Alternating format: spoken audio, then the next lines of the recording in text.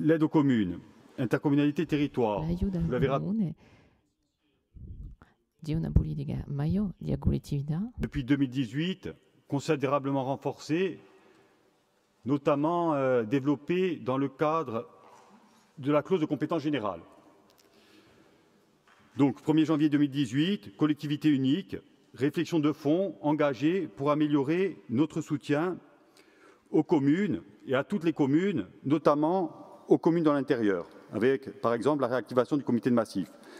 Donc, c'est une priorité absolue, un pilier de nos politiques publiques, et je ne peux pas laisser dire, comme je l'ai entendu ou lu récemment, plutôt dans la presse, que la collectivité délaisse ses territoires ou encore qu'elle s'éloigne de ses communes et intercommunalités.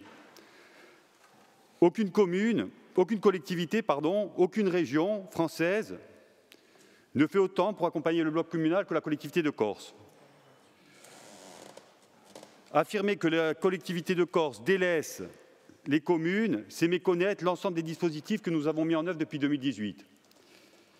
Vous l'avez rappelé, vous avez rappelé un chiffre, vous êtes parti de 2020, moi je vais repartir de 2018, c'est-à-dire l'adoption du règlement d'aide en faveur des communes et des intercommunalités. C'est 240 millions d'euros qui ont été réalisés, je parle de réaliser, je ne parle pas de programmer, pour plus de 4 000 opérations, dans tous les secteurs de l'aménagement du territoire.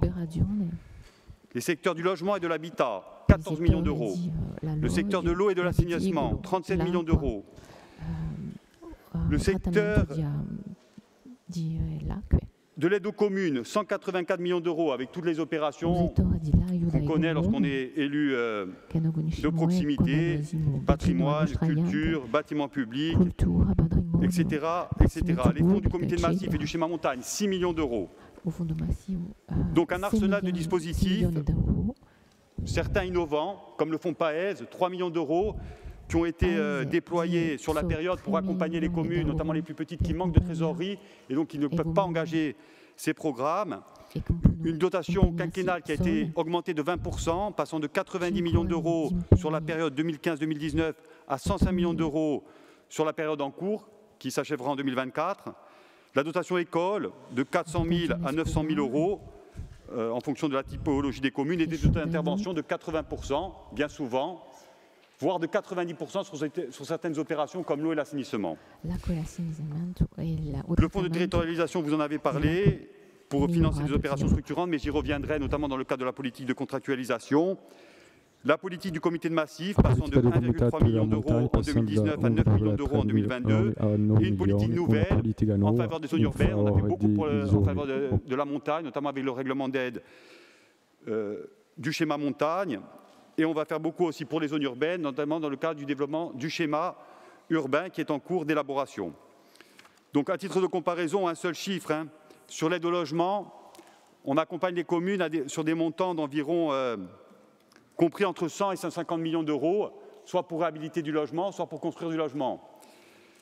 Je prends une région, même si elles ne sont pas comparables au vu des compétences qui sont aujourd'hui les nôtres, et je le disais, de l'ensemble des politiques publiques qu'on met en œuvre, mais la région Bourgogne-Franche-Comté, l'aide est plafonnée à 5 000 euros par logement pour des opérations de construction neuve et à 20 000 euros par logement pour des opérations de réhabilitation.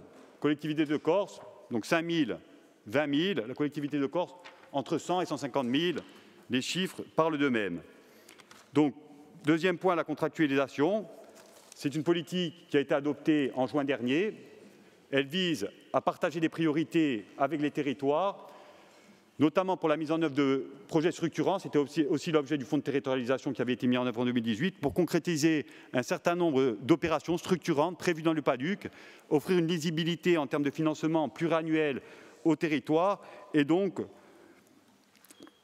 mettre en œuvre un certain nombre d'opérations dans des secteurs structurants, l'eau, l'assainissement, la filière bois par exemple, à l'échelle d'une commune, d'une intercommunalité, mais également sur des territoires, je dirais, plus cohérents que peuvent être par exemple un massif forestier, une piève ou un rouillon. Je terminerai en évoquant aussi le rôle futur de la Chambre des territoires, un rôle à mon avis qui va être majeur puisqu'elle est recomposée, elle le sera en tout cas en juin prochain, avec 2 élus, notamment par intercommunalité. Les désignations, je dirais, sont presque aujourd'hui terminées. Un rôle majeur, notamment de proposition, de concertation sur les dispositifs actuellement en œuvre et leurs évolutions futures.